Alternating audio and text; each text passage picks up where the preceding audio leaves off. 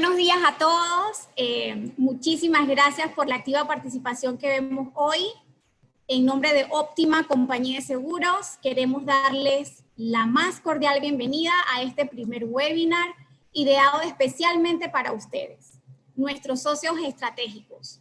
Ahora tengo el placer de presentarles y darle la bienvenida a nuestro invitado especial, quien es ingeniero por la Universidad de Córdoba, España, con más de 20 años de experiencia desarrollando proyectos digitales y de neurociencia aplicada en varios países del mundo. Es profesor en varias universidades de Europa y América como Quality Leadership University, Universidad Europea Miguel de Cervantes, Universidad de Málaga, Universidad de Chile, Universidad de Granada o Universidad Nacional a Distancia, UNED. Es investigador y cuenta con un doctorado en línea de investigación de neurociencias aplicadas a la educación. Cuenta con un máster en dirección comercial y marketing, máster en marketing digital y redes sociales, máster en neuromarketing por la Universidad Rey Juan Carlos en España, y un MBA por la Universidad Camilo José Cela, España. Cuenta con un técnico superior en ergonomía y psicosociología del trabajo. Con ustedes, el señor Néstor Romero Ramos, CEO de Centria Group, y aplausos virtuales. Bienvenido, Néstor, y muchísimas gracias por el apoyo que nos brindas. Muchas gracias a ti, Fátima, al resto de compañeros en Óptima Seguros que me han brindado una oportunidad de oro para poder abrir este ciclo de webinars que seguro que van a gustar muchísimo, porque se van a tocar temas muy candentes y muy vinculados con la situación actual que estamos todos viviendo. Y precisamente de lo que quiero hablar en el día de hoy tiene muchísimo que ver con lo que estamos viviendo, ya que estamos sufriendo, estamos observando un cambio del comportamiento del consumidor que seguro que va a impactar en las formas que tenemos de vender, en las formas que tenemos de acercarnos a nuestros clientes, en las formas que tenemos de fidelizar a aquellos clientes que tenemos, que hemos conservado. Y al final todo esto va a hacer que aportemos a nuestra forma de actuar como empresarios, como profesionales, como directivos, como líderes. Nos van a aportar distintas herramientas para poder no solamente superar esta, entre comillas, crisis, no me gusta llamarla así, sino incluso aprovechar y reforzarnos por ella. Así que tengo una serie de diapositivas, voy a intentar ser lo más breve posible para dejar un turno de preguntas posteriormente. Y vamos a usar una serie de imágenes, algunas de ellas vinculadas con ciertos sectores, pues no pueden ser muy evidentes por razones, digamos, de confidencialidad, pero en todas voy a hablar de una manera, si no muy específica, sino algo más genérica, pero voy a intentar transmitir aquello que puede servir para cualquier aseguradora, agente de bienes raíces, cualquier marca que necesite vender un servicio tan complejo como es el de los seguros.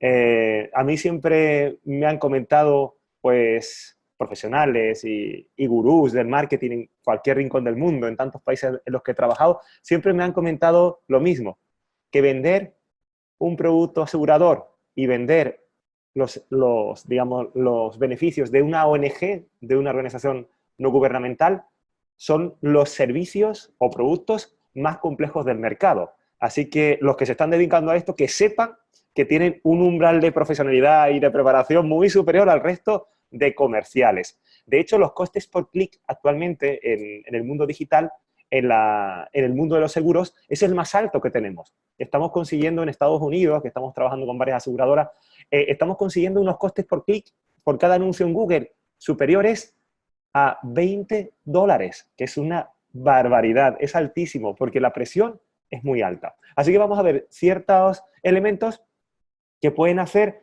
que esa conexión con el cliente y ese reconocimiento de marca sea un poquito más fácil. Así que voy a compartir la pantalla. Fantástico. Pues nada, pues inicio con el maratón de ideas, a ver con cuáles nos quedamos. Bueno, pues vamos a andar primero en un concepto vinculado con los mitos del neuromarketing. El neuromarketing es una palabra que se viene oyendo recientemente demasiado, pero que quizás está un poco prostituida, ¿no? Es una palabra que se ha utilizado para todo, no solamente para neuromarketing, sino para neuroemprendimiento, neuroliderazgo, neuroventas, neuroeducación. Se emplea el concepto de neuro para todo. Y básicamente es la aplicación de la neurociencia a determinadas áreas del conocimiento, ¿no? Vinculadas en este caso con la neuroeconomía, porque al final el marketing es parte de la economía. Bueno, pues tenemos varios errores, varios mitos que son, por desgracia, bastante extendidos. El primero de ellos es que el neuromarketing se basa en reglas universales. Sería como la famosa pastilla azul para ser feliz, ¿no? Pues realmente es esa pastilla que nos hace vender mucho más que los demás. Y para nada. El neuromarketing es tremendamente complejo, porque estamos trabajando con lo más complejo del universo, que es el cerebro humano. Con lo cual, fácil y con reglas universales no es. De hecho, quiero contar una anécdota que nos ocurrió. Mi compañero Gabriel Carrascosa, que es el líder del laboratorio allí en España, tuvo la oportunidad de trabajar en África, en Marruecos, en un proyecto de investigación con neurociencia, en un centro comercial gigante, enorme, donde tenían un problema, y era que uno de los pasillos era un poco transitado por clientes. Con lo cual, los comerciantes en ese pasillo, que era en teoría de una zona un poquito más elevada en lujo, pues vendían mucho menos. Así que ese problema se estuvo trabajando y, curiosamente, al cabo de los años, nos pasó lo mismo en un gran centro comercial panameño, que todos conocemos, ¿no? El más grande de Centroamérica. Nos pasó lo mismo. Teníamos un pasillo donde teníamos poco tránsito de ciudadanos. Panamá y Marruecos se parecen muchísimo. Los dos países son líderes en su región. Marruecos en África y Panamá en Latinoamérica, con la renta per cápita más alta, con el desarrollo económico más alto de su región. Y sin embargo, las circunstancias que hacían que los clientes no pasaran por un pasillo eran diferentes a Marruecos con respecto a Panamá. Es decir, no podríamos tomar un libro y decir, si tienes un problema y es que los clientes no acceden a ciertas áreas de tu centro comercial, haz esto. Pues esa regla universal sería un suicidio, no funcionaría. O, por ejemplo, también otro concepto, otro mito es que es fácil de aplicar. Sencillamente, como decíamos, la famosa pastilla, y con eso ya conseguimos vender mucho más.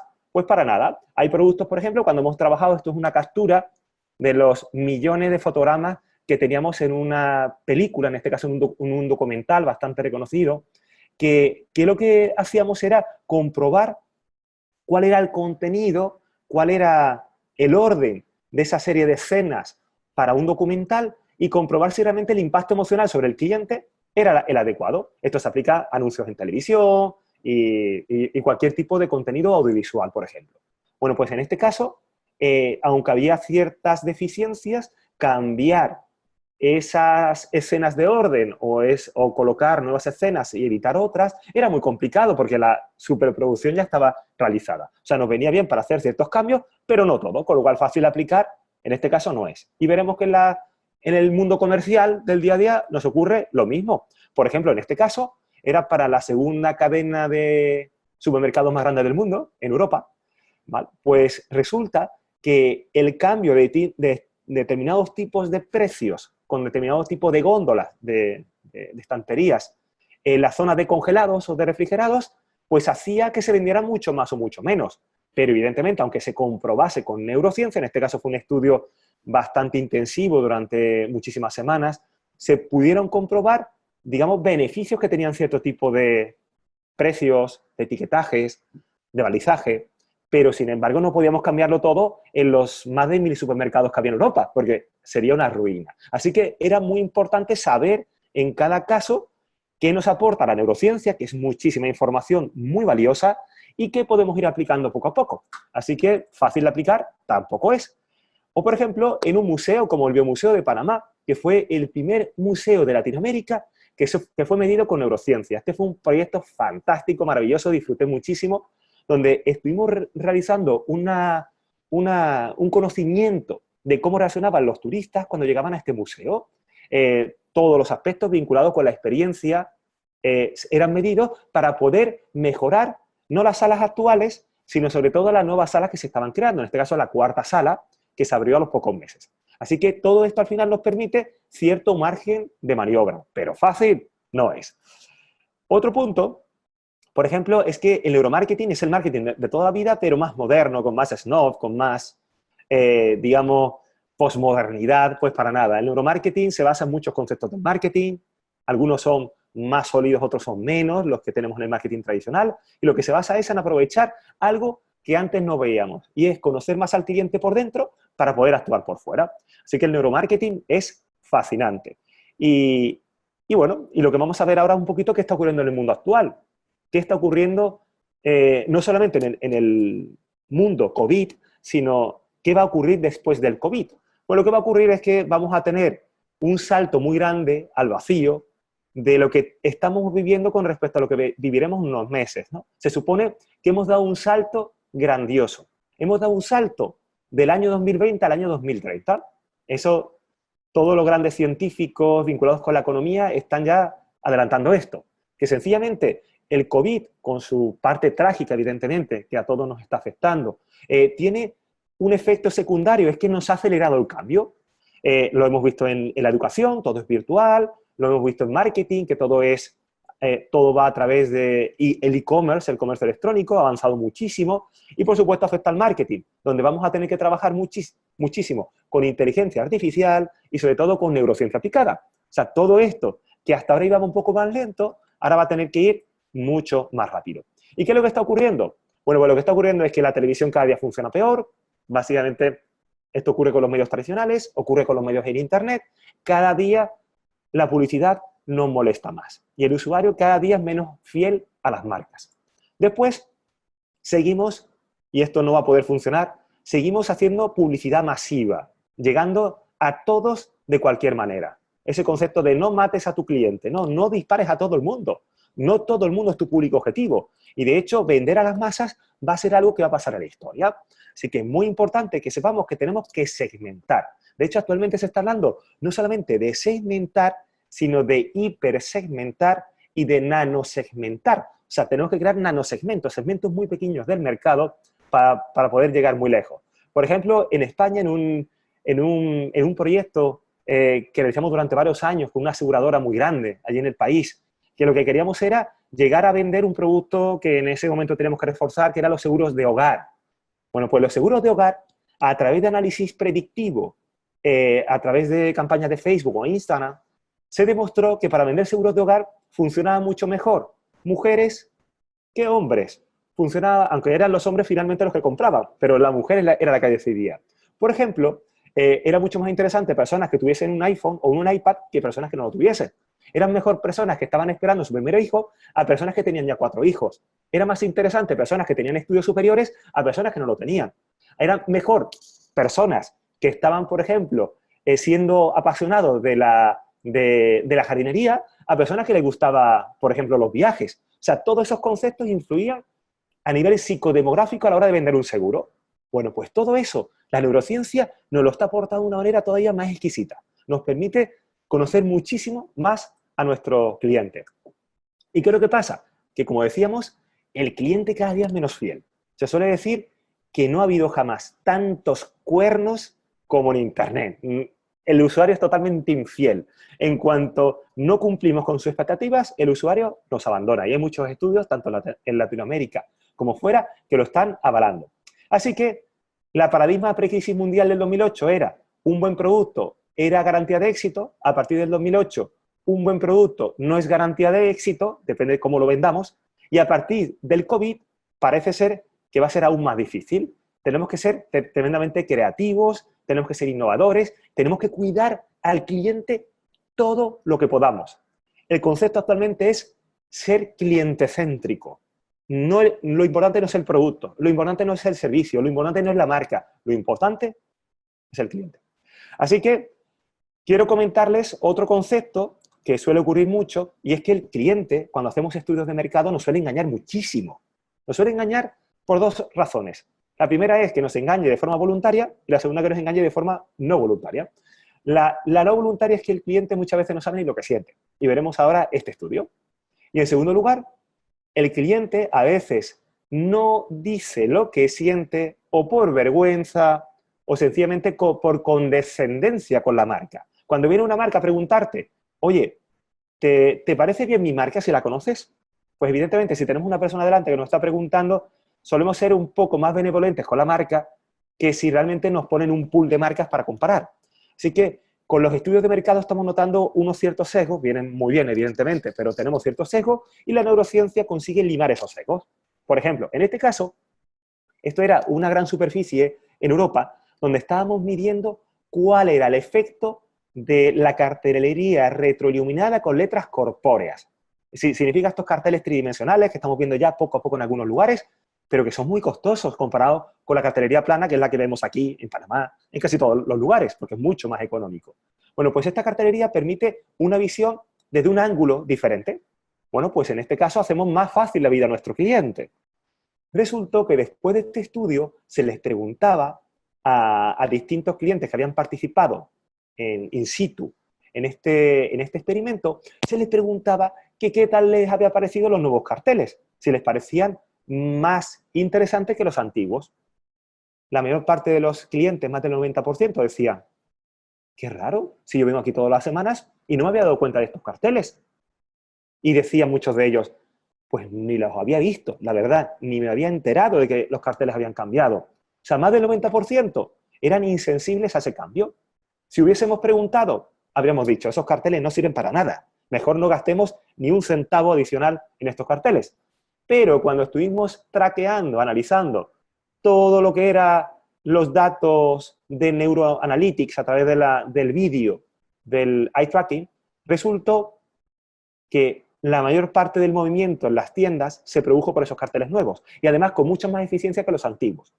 Es decir, si hubiésemos preguntado directamente al cliente nos habría engañado porque ni él mismo lo sabía, ¿no?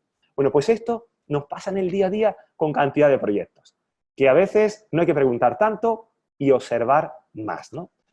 Por ejemplo, hubo un caso que lo tengo aquí en este vídeo, de donde se estaba vendiendo un producto financiero y resulta que había una cierta imagen vinculada con el sesgo sexual, la diferencia de género entre hombre y mujer. Por ejemplo, el hombre, como estamos viendo en esta imagen, pensaba más en computadoras, en videojuegos, en la casa, en el carro, mientras que la mujer pensaba en los niños, pensaba en flores, pensaba en el carrito de bebé. O sea, era ya una discriminación aparentemente de género. Bueno, pues eso, el hombre era totalmente insensible a ese cambio, ni se daba cuenta de ese sesgo, mientras que la mujer era tremendamente sensible y sufría un shock emocional al ver esta imagen. Con lo cual la entidad, la empresa, pudo aprender a través de neurociencia, con este caso, pudo aprender que realmente ese tipo de imágenes eran bastante humillantes para la mujer. Así que muy importante que sepamos que esto puede ocurrir. O por ejemplo, cuando estamos trabajando con nuestra web. Sabemos actualmente, y más a partir del COVID, tener una buena web y que funcione es la clave del éxito. Pues en este caso estamos viendo distintos tipos de sistemas, en este caso se llama Crazy Egg, es un sistema que nos permite hacer un mapa simulado de clics en la web, donde podemos saber qué puntos de la web son los lugares donde la gente clica más para poder crear mejores webs. Bueno, pues en este caso también tenemos mapas de calor simulados, pero a lo largo del tiempo nos hemos dado cuenta que esto, como se basa en los clics en la web y demás, no tiene ningún efecto, no funciona bien. Y no funciona porque sencillamente el usuario, donde coloca el scroll, donde coloca el ratón, donde está interactuando, no significa que esté mirando. Así que aquí vemos un caso de miles de escenas que tenemos por cada minuto, un caso donde en una famosa página panameña del sector de bienes raíces, no quiero poner ninguna de seguro, del sector de bienes raíces, bueno, pues resulta que donde tenemos el mouse no significa que tengamos la fijación ocular. Aquí son 243 milisegundos de fijación ocular en este punto. O donde tengamos aquí el mouse para este carrusel que corra en este inmueble, pues no donde estamos mirando. Entonces, al final nos pasa algo así. Vamos a poner un pequeño ejemplo de cómo, donde el usuario coloca la mirada, no significa que sea donde el usuario está colocando el mouse. Aquí estamos viendo cómo muy pocas veces coincide, menos de un 5% de las veces coincide, y aquí estamos viendo cómo el usuario navega, y si nos fijamos en los datos donde prácticamente todos los analistas web se están fijando, que es a través de scrolling y de eye tracking simulado, estaríamos no solamente equivocándonos, sino estaríamos tomando malas decisiones. Así que es muy importante que esto no nos ocurra, ¿no? Esto se está haciendo con eye tracking fijo, ¿vale? Es una técnica de las que más usamos en laboratorio.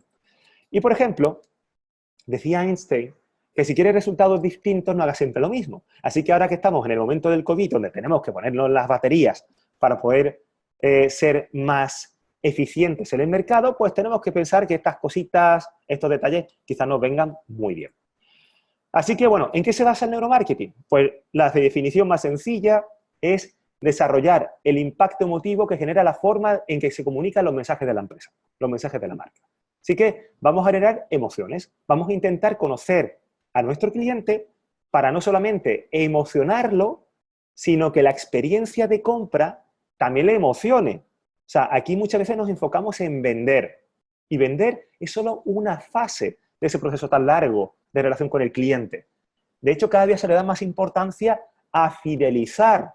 ¿Por qué? Porque cuesta 10 veces menos fidelizar a un cliente que conseguir uno nuevo. Y muchas veces, eso lo veo mucho no solamente en Panamá, sino en la región, los latinos tenemos un problema cuando somos empresarios.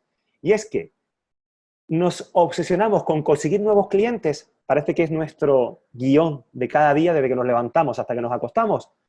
Y sin embargo, vamos dejando un reguero de sangre de clientes que vamos matando, porque le estamos dando un mal servicio. Así que es muy importante fidelizar a nuestros clientes. Y para ello tenemos que comprender y satisfacer al máximo esas expectativas, esas necesidades. Y para ello, el neuromarketing nos viene muy bien, porque el cliente, sin decirnos nada, nos lo va a decir todo.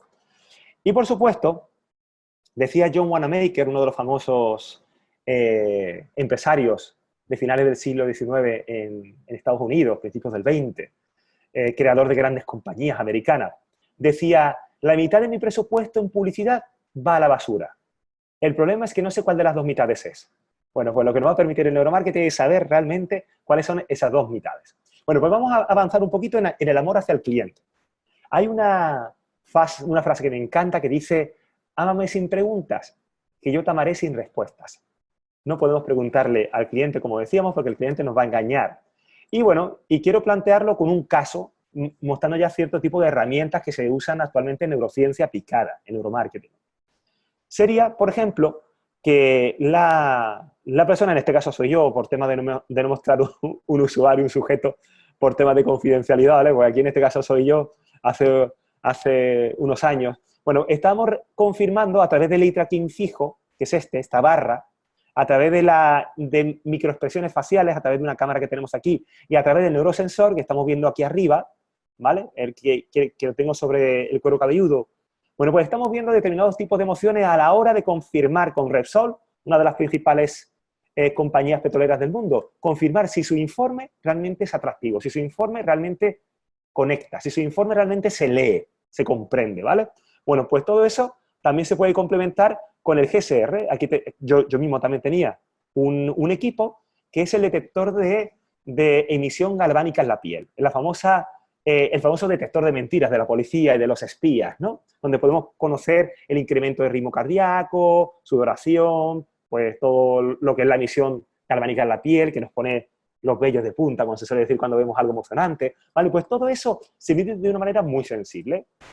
Y bueno, vamos a ver un fragmento de vídeo del Tribunal Electoral en Panamá. Fue un vídeo para el concepto del Tribunal Electoral en ese momento era alentar a las familias a votar, ¿vale? Porque el votar no solamente es es un derecho, sino es una obligación. Todos deberíamos votar para poder decidir por el bien del país. Bueno, pues ese concepto de haz tu parte, de aplica para votar, bueno, pues se estuvo midiendo a través de determinados tipos de bocetos de anuncios para televisión y para redes sociales. Vamos a ver un poco, donde vemos aquí ciertos elementos. Aquí estamos viendo con cierto tipo de niveles con el neurosensor, engagement, frustración, meditación, atención a corto, largo plazo. Están subiendo, bajando y hay muchos más datos que se están obteniendo a tiempo real. Aquí estamos viendo 10 personas que están fijando su fijación ocular, la está fijando en ciertos puntos.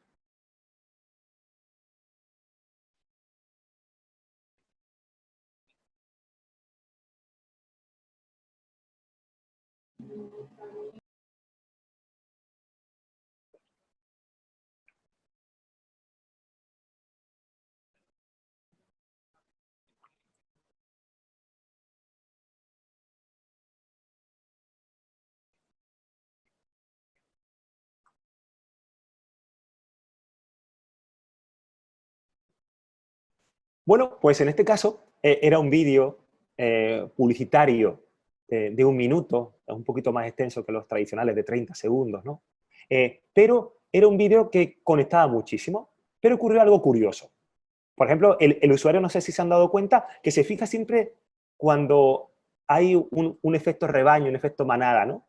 Donde básicamente cuando estamos con una vista, o sea, cuando tenemos los ojos abiertos por parte de uno de los personajes, todas las fijaciones oculares van hacia los ojos. Cuando hay una sonrisa, todas van hacia la sonrisa. O sea, es algo humano, algo natural. Y muchas veces cuando creamos contenido publicitario no tenemos en cuenta esos aspectos. Ahora veremos algunos, ¿no?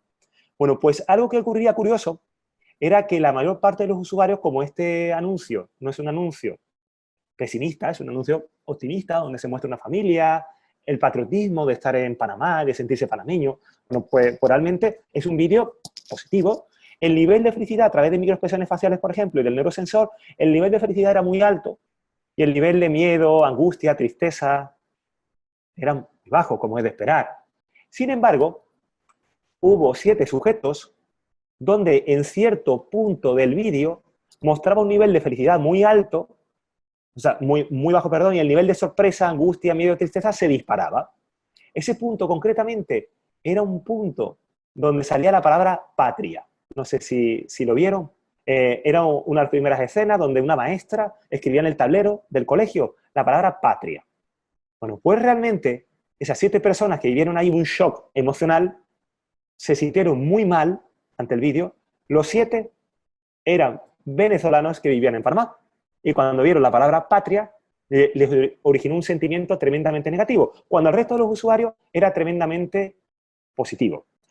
Si le preguntábamos después a cada uno de los sujetos, siempre había una entrevista cortita después, ellos, los 7 ciudadanos venezolanos, nos comentaron que el vídeo les había encantado. Jamás ninguno nos dijo en ningún momento que el vídeo le había originado un momento de frustración, angustia, miedo, ninguno de ellos. Así que para que veamos que tenemos muchos sentimientos que el ciudadano siente, el consumidor siente, y nosotros muchas veces no nos damos cuenta, porque ni siquiera van a llegar nunca a decírnoslo. Y, por ejemplo, las marcas se deben humanizar. Cuando estudiamos el Bimuseo de Panamá, fue curioso porque lo que la mayor parte de los visitantes emocionaba no era ni el contenido del museo interno, las salas, ni siquiera el edificio de Frank Gehry, que es uno de los edificios más emblemáticos de Panamá, por un famoso arquitecto de escala mundial, sino que lo que más emocionaba a nuestros visitantes era la sonrisa.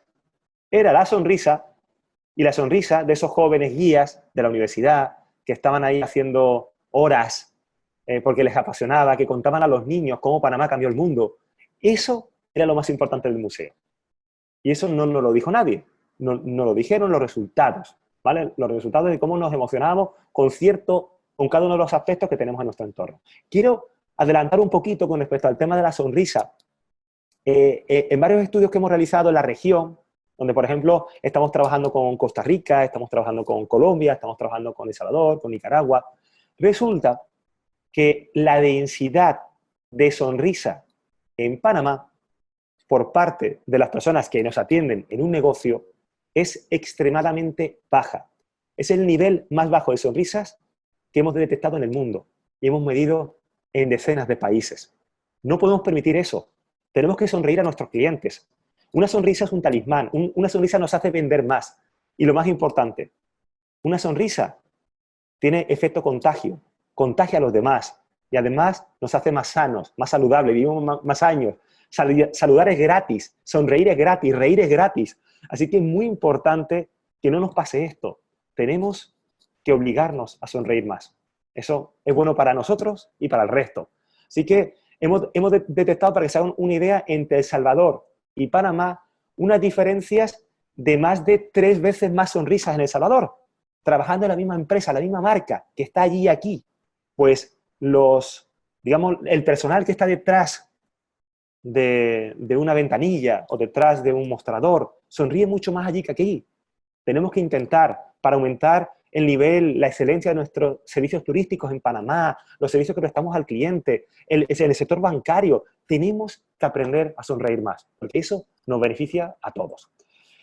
Después, quiero hablar un poquito sobre cómo somos como seres humanos. Bueno, pues como seres humanos somos animales racionales o irracionales. Bueno, pues la gran eh, tristeza o alegría para muchos, ¿no? Es que decidimos en gran parte con un cerebro reptil, un cerebro que tiene más de 450 millones de años, con el que compartimos con los reptiles actuales, ¿no? Ya que más del 85% de las decisiones de compra obedecen a factores irracionales o emocionales y no por factores racionales. Así que es muy importante que sepamos que nuestro consumidor a veces consume de forma extraña. ¿Por qué vamos a pagar más por ciertas marcas como Apple, Harley, Coca-Cola? ¿Por qué pagamos más? ¿Por qué las preferimos respecto a otras? Son todos factores emocionales, si lo pensamos bien. No, ni Apple, ni Harley, ni Coca-Cola tienen los mejores productos del mercado, ni mucho menos, ni los más baratos, ¿eh? Y sin embargo, solo somos los que más queremos consumir. Algo hace que conecte esa marca con nuestro corazón. Así que, ¿cómo es el funcionamiento del cerebro para que esto ocurra? Bueno, pues muy sencillo. Lo que nos ocurre es que tenemos en nuestro cerebro como un iceberg.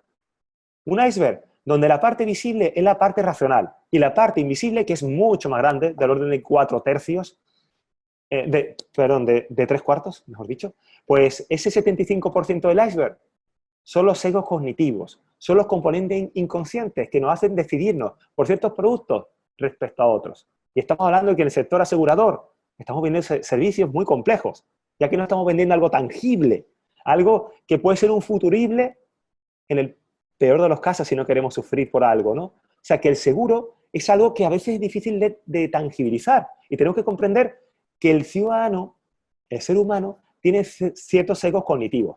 Por ejemplo, tenemos un sesgo cognitivo llamado aversión a la pérdida, que significa que cuando vamos a comprar algo, parece que lo medimos por peso. Cuando tocamos algo, cuando vemos el peso, aunque realmente estamos comprando una materia activa, no estamos comprando el peso, pero nos dejamos guiar mucho por el volumen y por el peso. En los seguros, ¿cómo funciona esto? ¡Wow! En el diseño industrial de un producto asegurador, tenemos que empacar correctamente el seguro para que sea comprensible, que el precio parezca más bajo y que el producto parezca más pesado o más grande. Y dirán, ¿cómo se puede conseguir un producto más pesado o más grande? Aquí no pongo ningún ejemplo concretamente por no influirles, ¿no? Pero hay muchísimos casos donde veo distintos tipos de anuncios de aseguradoras y digo, ay Dios mío, que no se está enterando el usuario de nada o no tiene nada que ver con el producto que estamos vendiendo y no tenemos tangibilizado el peso material que puede tener ese producto, en este caso, este servicio. O, por ejemplo, la motivación oculta. Los precios elevados en ciertos productos incrementan la venta en contra de las leyes del mercado tradicional. Esto ocurre mucho con el vino. Este fue un proyecto que se hizo en la Universidad de Bonn, en Alemania, donde cuando a ciertos ciudadanos, e incluso muchos de ellos que eran catadores profesionales de vino, se les mostraban ciertos vinos con ciertos precios, normalmente nos gustaba mucho más el vino más costoso. Así que mucho cuidado. Un precio demasiado bajo tampoco nos gusta, ¿vale? Siguiente, otro tipo de sesgo cognitivo, paradoja de exceso de oferta. Cuando en un solo producto asegurador tenemos demasiada oferta, el usuario se nos descompone, prefiere irse a proveedores que tengan una oferta mucho más clara, mucho más simple y que no nos haga sentirnos bobos. También el efecto halo, tener un producto asegurador mucho más caro al lado de uno más accesible, hace que se venda mucho más el accesible. O sea, tenemos que tener productos comparadores. Por ejemplo, la facilidad cognitiva, el hecho de comparar ciertos precios para fácilmente, si tenemos ciertos upgrades, ciertas mejoras en un seguro, hace que podamos comprender mucho mejor el seguro y las ampliaciones a ese tipo de servicio. Así que todo esto, tengo muchísimos ejemplos, no solamente del sector asegurador, sino del sector, por ejemplo, en este caso del retail, donde me he divertido muchísimo con este tipo de sesgos cognitivos. Por ejemplo, en cuanto a los olores, hemos estado trabajando mucho en oficinas, tanto bancarias como de seguros, sobre el efecto del olor. El olor actualmente dentro del marketing de los sentidos es tremendamente importante. De hecho, por ejemplo, existe el efecto repulsión. Y es que cuando tenemos un olor desagradable, aunque el lugar, el entorno sea agradable, estemos en un restaurante o estemos en una oficina de seguros, realmente eso nos va a hacer que compremos mucho menos, el efecto contagio. ¿Cómo se hace eso? Bueno, en supermercados, por ejemplo, tener un producto cerca de la zona de vísceras, o sea, de carnes, de bolsas de basura, de alimentos para bebé o para perros, pues realmente hace que vendamos menos. O, por ejemplo, cerca de pescados, a nivel olfativo, también vendemos menos. O, por ejemplo, el olor a parrilla en Burger King hace que vendamos mucho más. ¿Por qué? Porque aunque el olor es artificial, se provoca con ciertos atomizadores y nebulizadores, realmente pensamos que el simple hecho de que huela a carbón a la parrilla nos va a hacer comprar más hamburguesas pensando que son hamburguesas hechas a la parrilla, cuando no es cierto. O, por ejemplo, el olor a pan incrementa muchísimo, pan recién hecho, incrementa mucho la venta. Así que mucho cuidado con los olores que tenemos en nuestra oficina, porque eso va a alentar muchísimo las ventas. De hecho, actualmente, el impacto que más deja recuerdo en nuestro hipocampo, en el cerebro, obedece a la zona de la pituitaria, a la zona vinculada fundamentalmente con los olores. Así que mucho cuidado, el tipo de olor que empleamos en nuestra oficina. Después, otro concepto son los detalles. Muchas veces vemos pues, entidades, no solamente en el sector de los seguros, sino en cualquier sector comercial, donde no miman los detalles. Si algo tiene Disney, ¿vale? Cuando vamos a sus parques de atracciones, es que vivimos una experiencia. Y de hecho Disney se creó en un pantano, sobre un pantano lleno de mosquitos en Florida, y realmente es algo que ha construido el mejor servicio jamás observado en el mundo. La experiencia Disney es algo que se lleva trabajando en escuelas de negocios de todo el mundo como algo único. Se cuida cualquier tipo de detalles. ¿Cuidamos los latinos los detalles? Pues quizás menos. O sea, los americanos, si en algo tenemos que imitarles, y más incluso que los europeos, es en el lujo por los detalles. Europa tiene mucho detalle porque tiene mucha historia, pero Estados Unidos, que no tiene apenas detalles de historia, crea detalles de forma artificial y los crea demasiado bien. Por ejemplo, hace unos meses tuve la suerte de visitar un lugar que me encantó, el Peñón de Guatapé, cerca de Medellín, en Colombia. Un lugar fascinante, que es una roca gigante. Aquí estamos viendo las escaleras, tienen miles de peldaños para llegar arriba, y es un lugar de los más bonitos que he visto en mi vida, y he recorrido medio mundo. O sea, un lugar fascinante, mágico, que te embruja. Pero lo que faltaba eran los detalles. Vamos a ver un poquito qué detalles, a qué me refiero, para que veamos cómo nuestra empresa tenemos que aplicar esos detalles. Por ejemplo, las vistas desde arriba eran fantásticas, vistas a un lago espectacular, pero cuando subíamos estaba masificado, había un caos, todo estaba medio construir, cables por todos lados, no había detalles. Aquí estamos viendo cómo las escaleras estaban ni siquiera enfoscadas con ningún tipo de cubrimiento a nivel constructivo. Todos los cables estaban por todos lados, sucio. Aquí estamos viendo, por ejemplo, las papeleras. ¿Cómo vamos a tener un bidón de plástico como una papelera en un lugar tan mágico como ese? Aquí estamos viendo, bueno, pues los escombros, los residuos. Aquí estamos viendo cómo la señalética, cómo orientamos a nuestros clientes. Es nefasto, bajando, pero había miles de ciudadanos que eran extranjeros, que no sabían ni qué significaba la palabra bajando, ¿verdad? Y además no se veía. O sea, este tipo de detalles hay que cuidarlos. O los baños. ¿Cómo vamos a tener estos baños donde tenemos los materiales de limpieza encima, no podemos lavarnos las manos, tenemos los cubos de limpieza encima de la cabeza cuando vamos al baño? O sea, ese tipo de cosas no se pueden permitir en un lugar único que tiene un patrimonio mucho más elevado que el que tenía aquella laguna que dijimos en Florida, donde se creó Disney. Así que tenemos que cuidar mucho lo que tenemos. Y diremos, ¿en Panamá esto nos ocurre? Que sí nos ocurre. Yo soy demasiado sensible a esos detalles, ¿no? Que los detalles suman. Y claro que ocurre. Aquí vemos un detalle de la compañía más importante del país, Copa. Copa es la compañía más importante que tenemos en el país. Y en la zona de acceso preferente me colocaron una alfombra sucia, muy sucia. Piensan que yo me siento diferente al resto de viajeros, como si me sintiera la alfombra roja en Hollywood. Piensan que yo me siento especial con una alfombra así. Y no es la primera vez, esto lo he vivido permanentemente, ¿vale? Por eso para mí el acceso preferente en Copa pues no supone nada. sea, por eso lo evito, ¿vale? Porque para mí no es un factor diferencial. Este tipo de detalles hay que cuidarlos. Y, por ejemplo, bueno, y ya lo de Copa, que es una compañía, bueno, que hace las cosas muchas veces demasiado bien, ¿eh? O sea, no es por criticar a Copa, que los admiro y los quiero mucho, ¿no? Pero que realmente son esos detalles los que suman. Y al final son todos neuronas espejo. Como se sienten nuestros clientes, se siente realmente como mostramos, como somos nosotros, ¿no? Esas neuronas espejo, pues realmente están atendiendo a ciertas áreas del cerebro, la corteza frontal inferior, el lóbulo parietal superior, que son áreas donde cuando sentimos a alguien que siente algo, lo sentimos nosotros, ¿vale? Bueno, pues por ejemplo, cuando creamos anuncios a través de las redes sociales, por ejemplo, en este caso Instagram o Facebook, bueno, pues realmente, trabajando con ciertos clientes siempre cuidamos mucho el poder de la mirada, el poder de la sonrisa, el poder del ser humano, el poder de contar historias reales, el poder de usar caras que sean realmente conocidas, caras que sean creíbles. O, por ejemplo, en este caso, cuidado con la cultura del lugar. O sea, ¿qué tipo de cara vamos a emplear?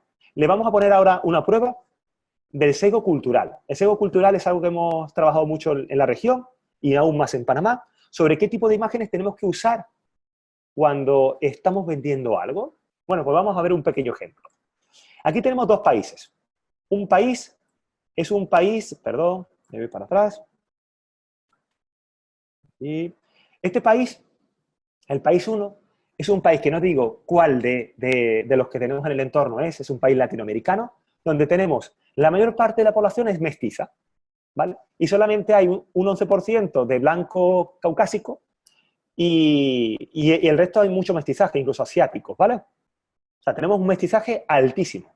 Y por otro lado, tenemos un país latinoamericano donde prácticamente la gran mayoría de la población es caucásica, es blanca.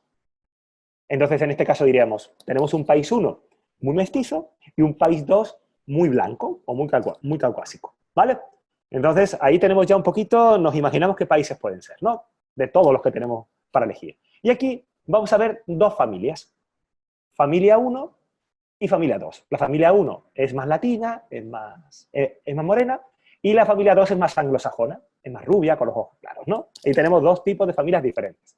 Así que si tenemos una familia 1 y una familia 2, y tenemos un país 1 más mestizo y un país 2 más caucásico, ¿a qué corresponde para triunfar en nuestros anuncios? Muchas gracias. ¿A qué país corresponde la familia 1, que es la familia latina? Corresponde al país 1, que es el país más mestizo, o el país 2, que es un país más caucásico. La familia 1, que es más morena, ¿a qué país corresponde? Lo he puesto sencillo en esta ocasión, ¿eh? Lo he puesto muy simple para que no haya confusión. Yo no sé. A ver, ¿cómo estamos votando?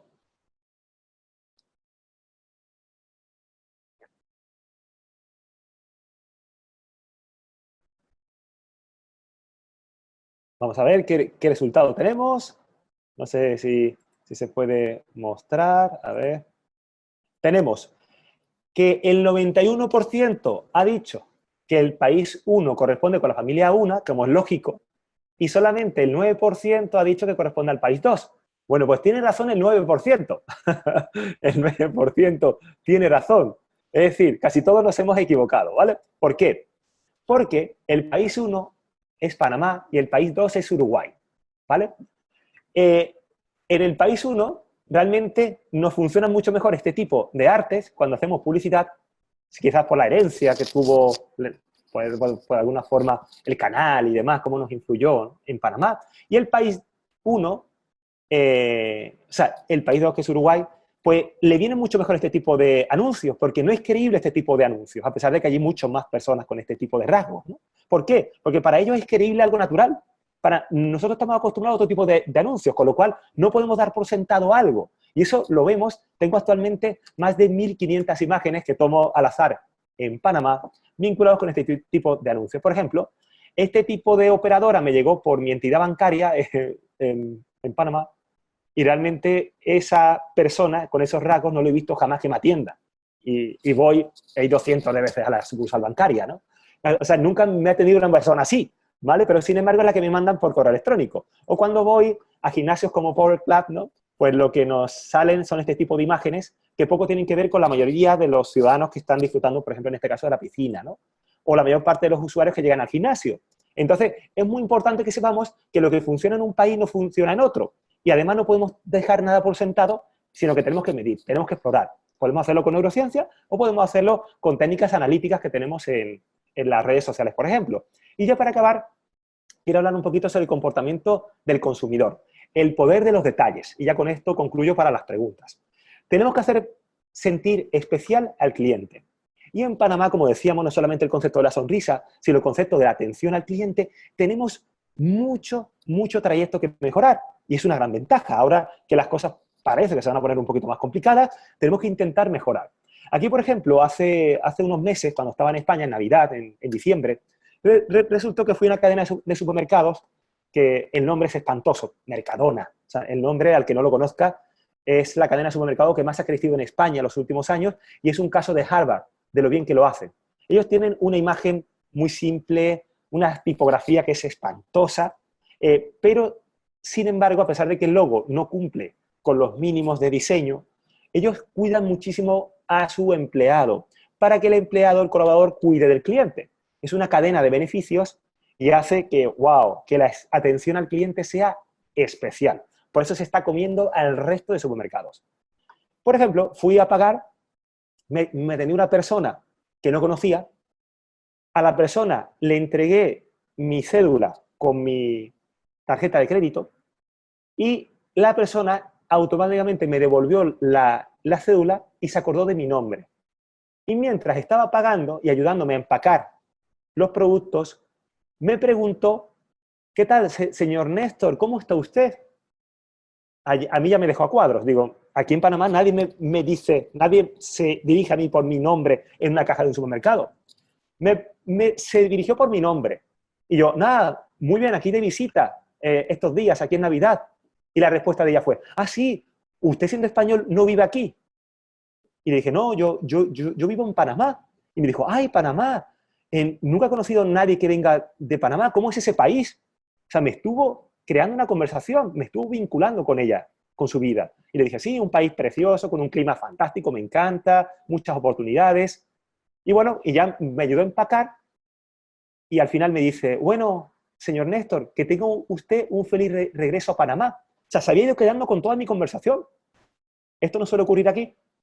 En nuestro sector asegurador no suele ocurrir eso. Tenemos ese trato. Si eso se produce en un supermercado, ¿cómo no será con un seguro donde la conexión es importantísima de años? Tenemos que trabajar eso. O, por ejemplo, quiero contarle otra historia vinculada con la atención, a ver si ahora, con la atención, que es, por ejemplo, cómo cuidar en un hotel. En un hotel, este era un hotel en Marbella, un hotel cuyo es una de las zonas turísticas más caras del mundo. ¿Vale? Marbella, en la Costa del Sol, en España, es uno de los lugares donde vienen reyes de todos los lugares, jeques árabes. Es un lugar excelente para los millonarios. Bueno, pues en este hotel había unas villas de lujo que se alquilaban, que se contrataban muy poquito. Los huéspedes normalmente iban al hotel de 5 estrellas, pero las villas de lujo tenían un coste de más de $10.000 por noche. Muy pocos bolsillos podían atender a ese tipo de gastos. Y sin embargo, pues ellos querían tener más capacidad de ocupación en esas villas. Entonces, lo que hicimos fue, cuando llegamos a ese problema, en ese hotel, fue preguntarles qué era lo que hacía diferente su hotel, qué tipo de clientes habían tenido anteriormente en esas villas. Y la respuesta fue que casi todos sus clientes, sus huéspedes, habían sido personas de la región árabe. Era fundamental de Qatar, Dubái, Arabia Saudí, Kuwait. Eran personas de mucho nivel adquisitivo porque cerca de este hotel estaba la mezquita árabe del rey Fahd de Arabia Saudí. Entonces, por cercanía, muchos millonarios de esa zona llegaban a este hotel. Dijimos, ¿qué podemos hacer para mejorar esa experiencia? Bueno, pues gracias a Dios y gracias a Alá, teníamos un compañero marroquí que era musulmán y nos ayudó a poder comprender cómo hacer que esos ciudadanos de origen árabe pudiesen tener una experiencia única. Y bueno, Y realmente hicimos cambios muy leves en la habitación. Colocamos una brújula de cartón para que colocada sobre la mesita de noche orientase hacia la Meca, algo muy simple, esto fue hace unos años. Colocamos una alfombra para la oración, que tuvo un coste muy reducido. Colocamos un gancho en el baño con una toalla bien embalada para las abluciones, para el baño antes de la oración. Colocamos un Corán dentro del cajón de la mesita de noche, no por fuera, para que ningún cristiano del servicio de limpieza tocase el Corán, que es un libro muy sagrado. Es decir, eran pequeños detalles que nos influyeron en menos de $20 por cambio en habitación. Menos de $20. ¿Se pueden creer que se triplicaron las reservas? Porque los primeros huéspedes que llegaron se acercaron a la recepción diciéndole: jamás en ningún hotel europeo me han tratado como si yo estuviese en mi casa. Estamos hablando de $25. Y conseguimos facturar millones de dólares adicionales en el hotel gracias a eso. Así que con esto nos damos cuenta de que el detalle es fundamental para nuestro cliente. Y a veces diferenciarnos. Seguros venden mucho, pero ¿cómo lo vendemos nosotros? ¿Qué tipo de experiencia, de confianza, de ilusión transmitimos con nuestros clientes? Este es un pueblo, y ya acabo con esto, un pueblo blanco en España, en Andalucía, donde vivo. Es un pueblo que no se diferencia del resto. En España y en Andalucía sobre todo, tenemos más de 500 pueblos blancos, que son pueblos de origen árabe, de origen musulmán, de origen romano, que tienen las casas pintadas de blanco con los tejados de teja, de cerámica, y tienen mucha cultura, gastronomía, fiestas, tradiciones, pero hay 500. ¿Cómo nos diferenciamos del resto? Bueno, pues hubo un pueblo muy pequeñito que casi no tenía turistas, que se llama Juzcar, en la montaña, que decidió pintar todas sus paredes de azul y lo convirtió en el pueblo pitufo. Con eso consiguieron, de no tener apenas clientes, a tener tantos turistas, cientos de miles de turistas que querían ir al pueblo pitufo, que consiguieron incrementar el número de negocios en el pueblo. De hecho, hubo pues nuevos restaurantes, nuevos hoteles, porque el hotel no daba abasto, el hotel que había originalmente. Así que hemos conseguido llegar muy lejos en esto, en cómo poder comprender que nuestro cliente necesita no solamente vivir una experiencia, sino que lo hagamos sentir diferente. Y nosotros también tenemos que aparentar ser diferentes y aportar más valor para que el cliente nos crea. Así que con esto, para no extenderme demasiado, que ya son casi las 10, pues quedo atento a cualquier tipo de pregunta que pueda surgir.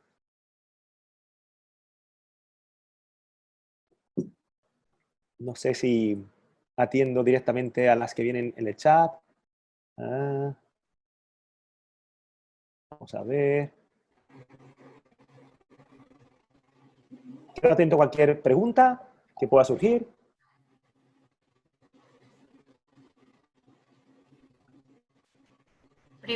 Preguntas, chicos.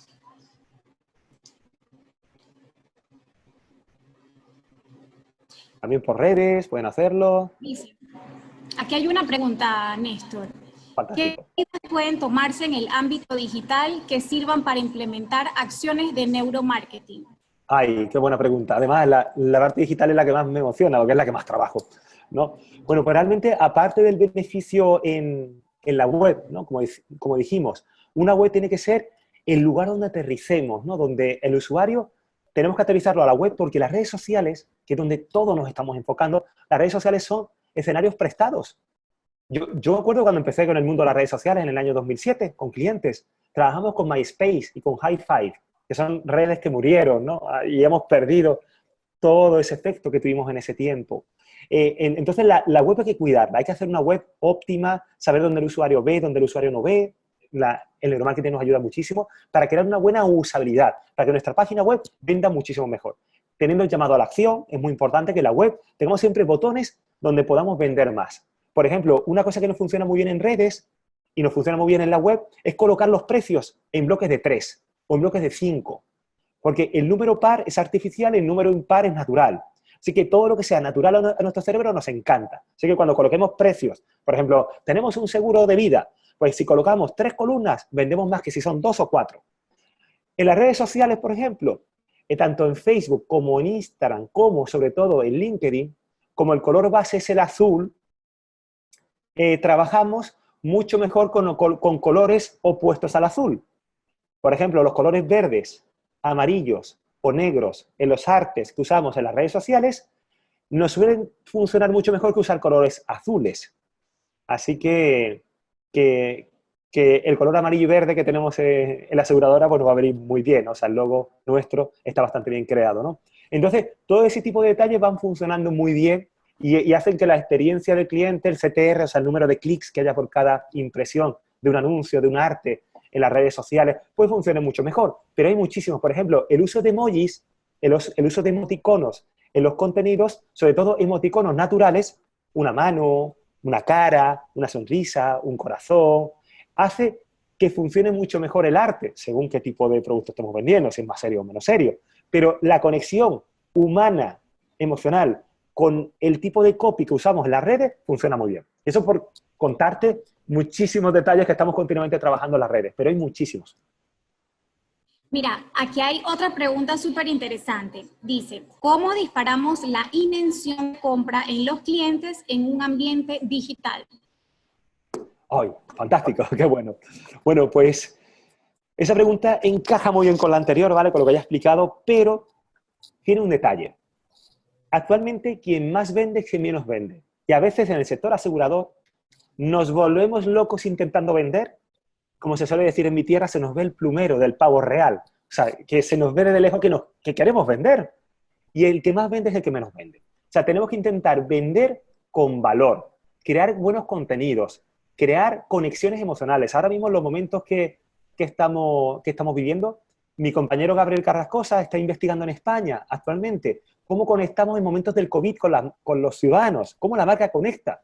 Y, por ejemplo, el uso de todo tipo de branding que usamos en las redes, de estamos contigo en esto. Si no hay detrás algo sustancial, no nos fiamos, no conectamos. Tenemos que crear realmente, por ejemplo, si somos un hotel, lo que tenemos que hacer es poder vender, entre comillas, que nuestro hotel, como no podemos atender a huéspedes, estamos usándolo para un hospital de campaña, para ayudar a la población. O si tenemos, por ejemplo, una academia online, una escuela, una universidad, vendemos cursos gratis, entre comillas, para la gente que está en casa. Si vendemos material, por ejemplo, de deporte, estamos intentando ofrecer técnicas para que nuestros niños en casa aprendan de nuestros espacios naturales en Panamá. O sea, tenemos que intentar aportar valor en estos momentos, no aportar mensajes que nadie cree. Así que es muy importante conectar actualmente, conectar con valor, aportarle al ciudadano que actualmente está en casa, en cualquier rincón del mundo, aportarle valor, ayudarle. Si no, el mensaje no es creíble. Mira, aquí hay una última pregunta que me parece súper interesante y dice, ¿qué haría usted si fuera corredor de seguros para diferenciarse y brindarle una especial experiencia de usuario, tanto en el nivel online como offline? Fantástico. Muy buena pregunta porque al final tenemos que conectar el online con el offline. El online tiene ciudadanos que también están en el offline. Con lo cual, por ejemplo, en el sector asegurador, te comento ciertas prácticas. Por ejemplo, en nuestra oficina, donde atendemos físicamente a nuestro cliente, el simple hecho de colocar ciertos detalles, como por ejemplo brindar un café, un jugo, tener alguna fruta partida para el cliente, por supuesto agua, tener a lo mejor un lugar de juego pequeñito para nuestros niños, si vamos acompañados de los niños, porque cuanta más familia tenemos, más seguros contratamos. Eso es algo que es algo universal, es algo que ocurre en cualquier rincón del mundo. Entonces muchas veces tenemos que atender a nuestros niños y tenemos que acompañarlos. O sea, detalles como ese tipo venden. Por ejemplo, ¿cómo conectar el online con el offline? Vía WhatsApp. WhatsApp es una herramienta fantástica. Y cuando vendemos un seguro, no tenemos que olvidarnos de nuestro cliente. Ya no hemos vendido para toda la vida. Tenemos que mantener esa llama viva, ese amor con el cliente vivo. Por ejemplo, con WhatsApp podemos de forma permanente, ahora con el COVID, pues por ejemplo, mandarle si tenemos un seguro de hogar o un seguro de vida y tenemos un cliente, mandarle algunos tips, aportándole valor, porque nos importa la salud de nuestro cliente, nos importa la casa de nuestro cliente, el hogar. Con lo cual mandamos ciertos tips sin cansar, ¿vale? o mandamos ciertos productos complementarios. Por ejemplo, no hay nada que guste más a un cliente de un seguro, y eso lo hemos medido en varios países, que mandarle un mensaje del corredor o de la aseguradora diciéndole, mira, ha surgido esta semana una promoción donde el seguro que estás pagando X, ahora vas a pagar la mitad de X. Tienes allá a un cliente para toda la vida. Aunque tú vayas a ganar menos al final, ¿no? Porque tengas menos margen o lo que sea, ¿no? De la prima. Pero el hecho de pensar continuamente en el beneficio del cliente, lo tienes asegurado de por vida. Y por último, si ya es evidentemente online, ahí hemos estado hablando de físico, online, offline, y ahora trabajando con el online. Sencillamente aportando valor, no vendiendo. Menos del 10% del contenido que publicamos en las redes debe ser vender.